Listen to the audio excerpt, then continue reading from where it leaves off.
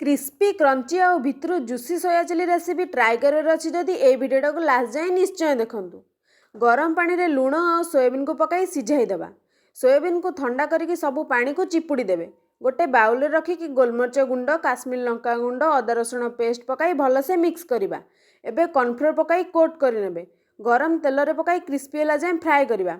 एथरे light brown colour आसीगला पर soybean को काढ़ी साइड रे रखिबा। आ गोटे सॉस रेडी करवा।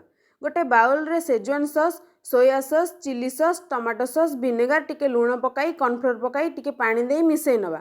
एबे कड़े रे तेल गरम करके छोट छोट कटा अदा रसुण को पकाई भाजिबा। तापरे कटा पियाज पकाई लाइट ब्राउन होला जाए भाजिबा।